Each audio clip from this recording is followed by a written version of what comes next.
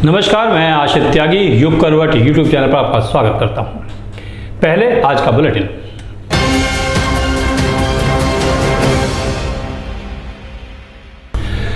मेरठ शहर में एक बड़ा हादसा हुआ है। इस हादसे में 8 लोग घायल हैं।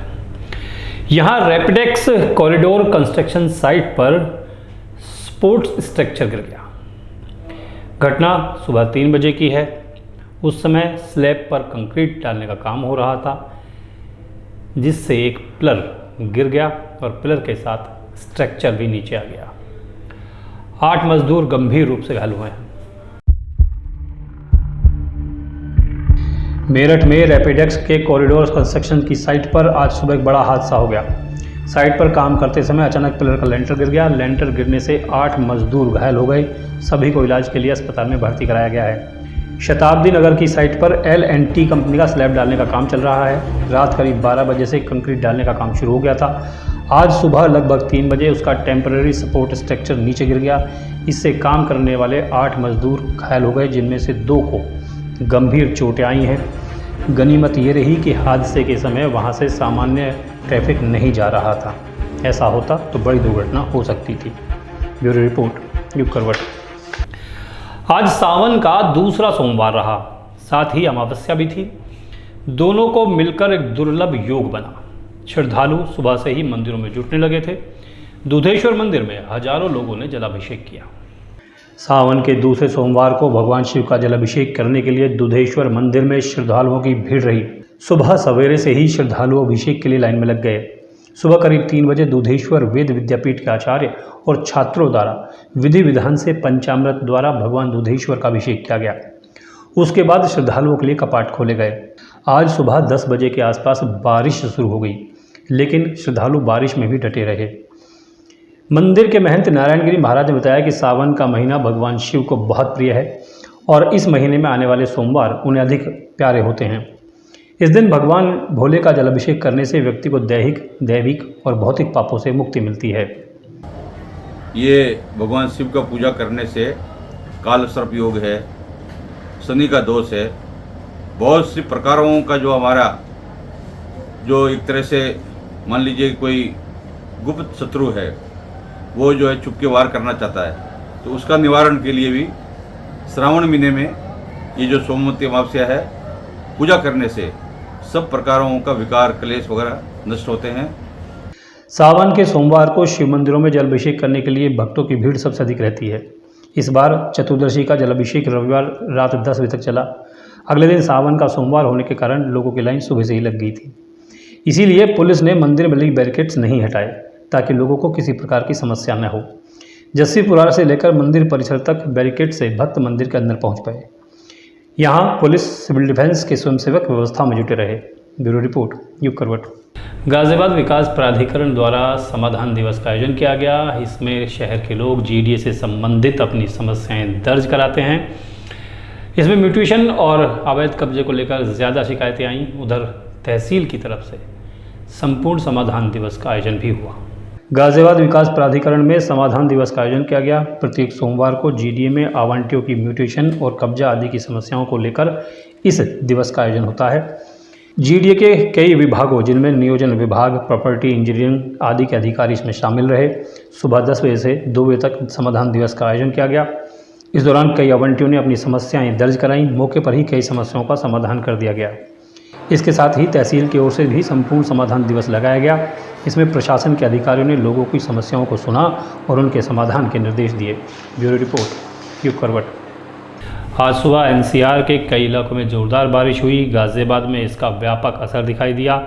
कई इलाकों में बिजली की कटौती रही तो सड़कें जलमग्न हो गईं और ट्रैफिक जाम रहा। आज सुबह फिर से गाजियाबाद और इसके आसपास के इलाकों में बरसात हुई। बरसात का असर फिर से सड़कों पर दिखाई दिया। गाजियाबाद के कई इलाकों में पानी जमा हो गया।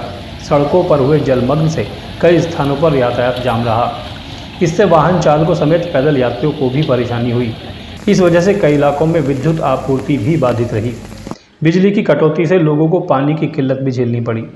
मौसम विभाग ने अगले 3 दिन बारिश होने की संभावना जताई है। ब्यूरो रिपोर्ट, युग करवट। ऑल इंडिया फुटबॉल फेडरेशन और IMT कॉलेज के बीच OMU साइन किया गया है। इससे देश में फुटबॉल के खेल को बढ़ावा मिलेगा। फेडरेशन के महासचिव डॉक्टर शाहजी प्रभाकरण और आईएमटी के निदेशक विशाल तलवार ने ओएमयू पर साइन किए।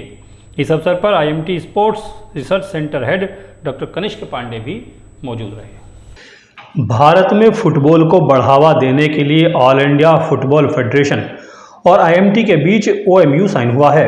इस ओएमयू के बाद अब फुटबॉल में क्यों खिलाड़ियों की कमी है, कहां दिक्कतें हैं, इसको लेकर रिसर्च की जाएगी।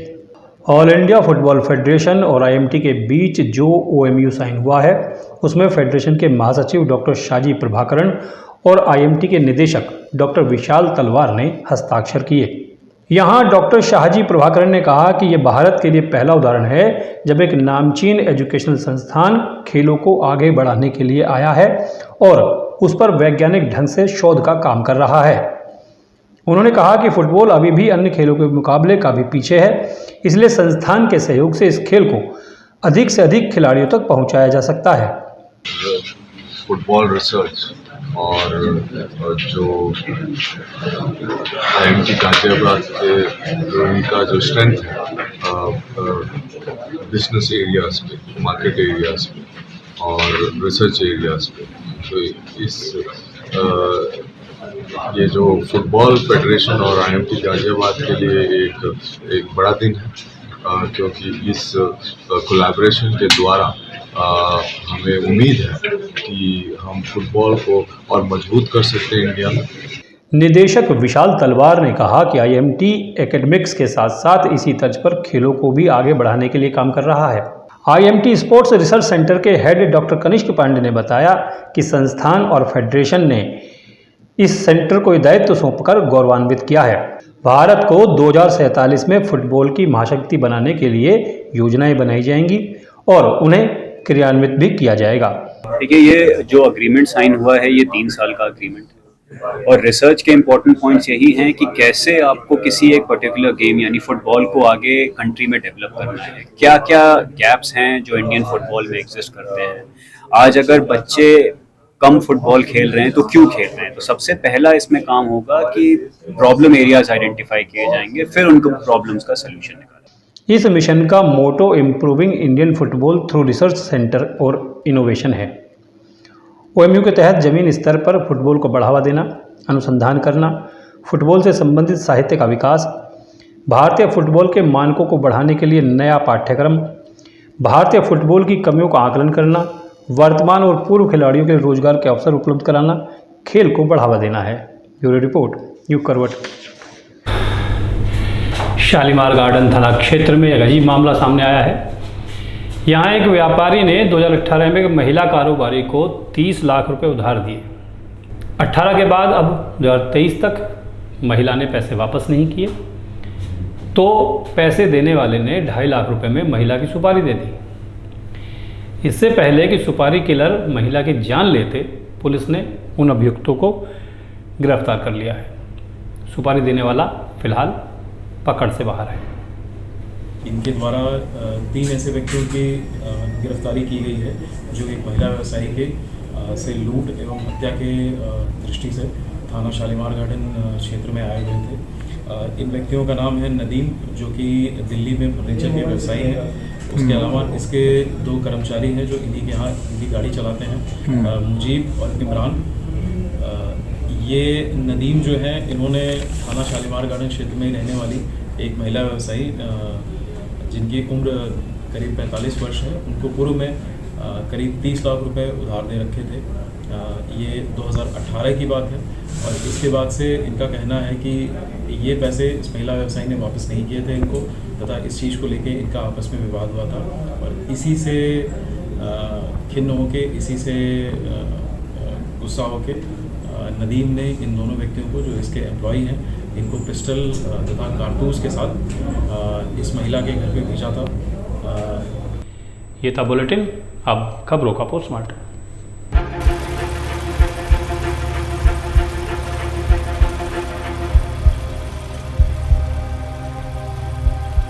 भारतीय किसान यूनियन के राष्ट्रीय अध्यक्ष नरेश टिकैत को कोर्ट से बड़ी राहत मिल गई है। हत्या के एक मामले में कोर्ट ने उन्हें दोष मुक्त पाया है।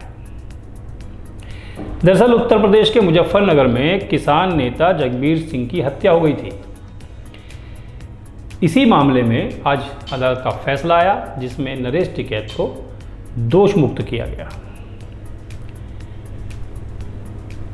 इस केस में पूर्व मंत्री योगराज सिंह वादी थे। करीब 20 साल पहले की ये घटना है। इस फैसले के आने के बाद टिकैत ने कहा कि सत्य की जीत हुई है, हम निर्दोष थे, अदालत ने न्याय किया है। उन्होंने कहा कि न्याय व्यवस्था पर उन्हें पूरा भरोसा है, लंबी कानूनी लड़ाई लड़ी है लेकिन न्याय आखिर में मिल गया। घटना ऐसी थी कि किसान नेता जगबीर सिंह की 6 सितंबर 2003 को भोरा कला के गांव अलावलपुर माजरा में गोली मारकर हत्या कर दी गई थी। पूर्व मंत्री और रालोद नेता योगराज सिंह ने इस मामले में राजीव उर्फ बिट्टू, प्रवीण के अलावा भाकियू के राष्ट्रीय अध्यक्ष नरेश टिकैत को भी नामजद कराया था। मुकदमे के दौरान ही, जब मुकदमा चल रहा था, इसी दौरान ही प्रवीण और बिट्टू की मौत हो चुकी है। जांच में पुलिस और सीबीसीआईडी ने नरेश टिकैत को क्लीन चिट दी थी, लेकिन सत्र परीक्षण शुरू होने से पहले ही वादी के बयान पर धारा 319 के तहत अदालत ने उन्हें आरोपी के रूप में तलब किया था और आज उन्हें दोष मुक्त घोषित कर दिया गया। हाईवे पर जो टोल होते हैं उन पर अक्सर लड़ाई झगड़े की घटनाएं होती रहती हैं। आपने भी अनेक घटनाएं देखी सुनी होंगी जिसमें टोल कर्मियों के साथ मारपीट की जाती है। अमूमन ऐसी घटनाओं में दोनों ओर से पुरुष पक्ष होते हैं, लेकिन दादरी की घटना ने चौंका दिया। यहां एक बेहद दबंग स्टाइल में महिला ने टोल कर्मचारियों के साथ मारपीट की। घटना दादरी थाना क्षेत्र के लोहारली टोल की बताई जा रही है। टोल मांगने पर दबंग महिला भड़क गई, बूथ पर बैठी महिला कर्मचारी के साथ गाली गलौज की, मारपीट की, बाल खींचे। आरोपी महिला ने कर्मचारी का मुंह भी नोचा। ये सारी घटना सीसीटीवी में कैद हो गई। ग्रेटर नोएडा से इस महिला की दबंग की वीडियो सोशल मीडिया पर वायरल हुई। इस घटना के बाद जब ये वीडियो सामने आई तो बताया जा रहा है कि पुलिस ने उस महिला को हिरासत में ले लिया है। उस महिला के साथ कुछ पुरुष भी थे, उन्होंने भी उसे रोकने का प्रयास नहीं किया और महिला जिस अंदाज में टोल कर्मी के केबिन क्रू में घुसी, जिस तरह से उसने हरकत की, उसे देखकर हर कोई हैरान है।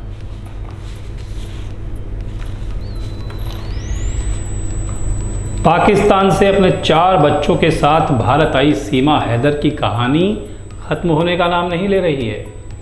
आज एक बार फिर सीमा हैदर खुद सुर्खियों में है। दरअसल पुलिस ने, यूपी पुलिस ने एटीएस जांच के लिए इस मामले में पत्र लिखा था। एटीएस ने आज जांच शुरू की। सबसे पहले पुलिस से दस्तावेज हासिल किए, पूरी जानकारी ली। उसके बाद दोपहर में सादे कपड़ों में पुलिस सीमा हैदर के रबूपुरा घर पहुंची, जो सचिन का है, उसके कथित पति का। पहले पुलिस ने रास्ते को दोनों तरफ से रोका, उसके बाद घर तक गाड़ी लेके गए।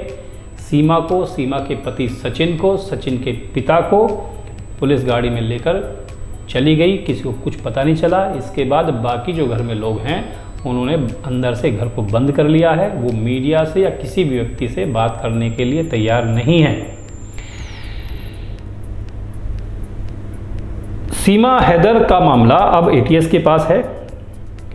पाकिस्तान से कराची और कराची से नेपाल, नेपाल से भारत जो उसका सफ़र है वो आतंकवाद की तरफ या उससे जुड़े होने की तरफ इशारा करता है। उस पर शक है कि वो आईएसआई की एजेंट हो सकती है। तीनों को एटीएस एक गुप्त स्थान पर ले गई है और तीनों से पूछताछ की जा रही है। तीनों के बयान मिलाए जा रहे हैं और कहाँ से बातचीत शुरू हुई, कैसे प्रेम हुआ, कैसे वो भारत आई, कैसे शादी रचाई, उसके लिंक किससे हैं, पाकिस्तान में किस किस से वो बात करती है, इस सब की जानकारी एटीएस जुटा रही है। इससे पहले जब शनिवार को भी सीमा हैदर एक बार चर्चा में आई थी, क्योंकि उसने उस दिन सचिन के साथ महाशिवरात्रि का व्रत रखा था। भगवान शिव का जलाभिषेक करने के बाद घर में सीमा की मुंह दिखाई की रस्म हुई। उसके बाद महिलाओं ने संगीत कार्यक्रम का आयोजन किया। सीमा हैदर ने कई फिल्मी गानों पर जमकर डांस किया। महिलाओं ने इस दौरान उसके ऊपर रुपए भी लुटाए थे। अब जब सीमा हैदर को एटीएस उठाकर ले गई है तो उसके आसपास के क्षेत्र में भी कई तरह की चर्चाएं खड़ी हो गई। आज 17 जुलाई और कल 18 जुलाई, ये दो ऐसी तारीखें हैं जो भारत की राजनीति के लिए बहुत महत्वपूर्ण हो गई हैं। भारत की राजनीति का अब भविष्य कैसा होगा, 2024 के चुनाव में क्या स्थिति बनेगी, इस सब को लेकर आज और कल के 2 दिन बहुत महत्वपूर्ण हैं। बिहार के मुख्यमंत्री नीतीश कुमार के प्रयास से देश भर के भाजपा के विरोधी दल दूसरे चरण में आज बेंगलुरु पहुंचे। कल इनकी बहुत महत्वपूर्ण बैठक होने जा रही है। कल ही राष्ट्रीय जनतांत्रिक गठबंधन यानी कि एनडीए की भी बैठक होनी है।